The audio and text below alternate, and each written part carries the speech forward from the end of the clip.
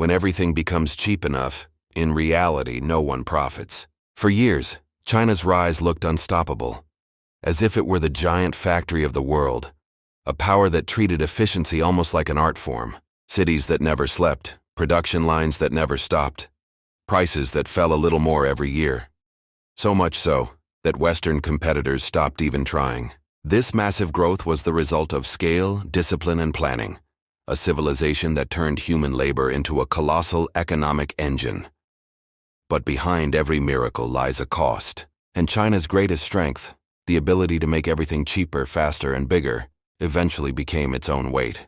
Welcome to history and economics. Here, money, power, and time collide, and no story is as simple as it looks. China's story is an example of pushing modern capitalism to its breaking point, a system that worships growth so intensely that it sometimes risks its own future. So what happens when one of the world's largest economies begins to exhaust itself in the name of efficiency? To find the answer, we need to go back to the beginning.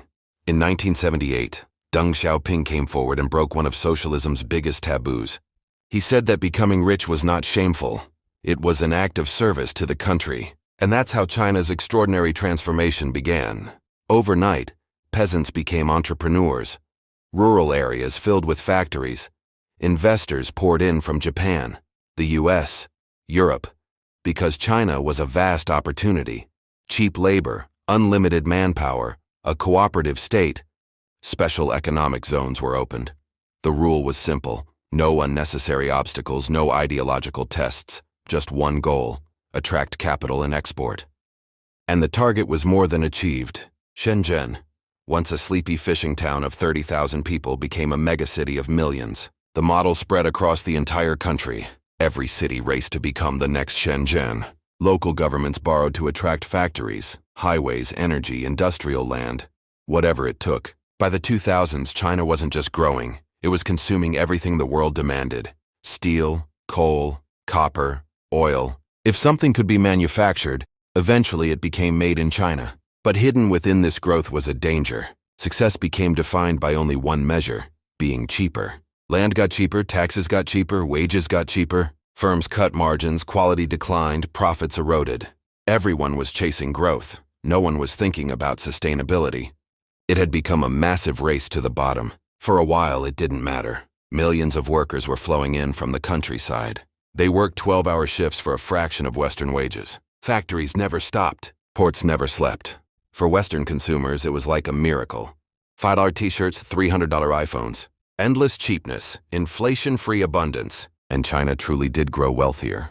But after the 10th shopping mall and the 100th steel mill, the system began to overheat. The miracle turned into dependence. Local governments had to grow more to repay their debts, so they built even more. By 2015, China's steel capacity was greater than the rest of the world combined. Production had surpassed demand long ago. Prices began to fall, not because of innovation but because of desperation. When profits collapsed, factories didn't slow down, they sped up. They believed they could make up the loss with volume. They couldn't. And then a new word emerged: involution. Involution means working more for less, but not just for individuals, for companies too. A frenzy of production fed not by innovation, but by the fight for survival. Every sector was trapped in a zero-sum race. The only weapon left: cutting prices. Solar panels, electric vehicles, batteries, all turned into battlefields. Dozens of state-backed firms released the same product. Everyone undercut each other. Margins vanished, but no one dared to stop. Because in China, losing production means losing face. So the cycle feeds itself. Cut prices. Competitors follow. Profits shrink. Wages compress. Consumers are happy for a while. Eventually, the system collapses. And today, China is in the era of industrial involution. Growth is no longer growth, it's a race toward the bottom. That's why solar panels are sold below cost. That's why EVs are sitting in storage. That's why, despite record exports, industrial profits fell 20% in 2024. Because everyone is trying to be the cheapest, and no one wins that race. The irony is this: China has lived through this before. When coal and steel overcapacity exploded in the 2000s, Beijing intervened, shut mines, merged factories, fired hundreds of thousands of workers. It found a painful solution to save the system. Today the same thing is happening, but this time it's not one sector, it's the entire growth model under pressure. China's growth contract works like this. Keep producing and the people will keep believing. The economy still appears to grow, but the growth is hollow inside. And here's the most interesting point.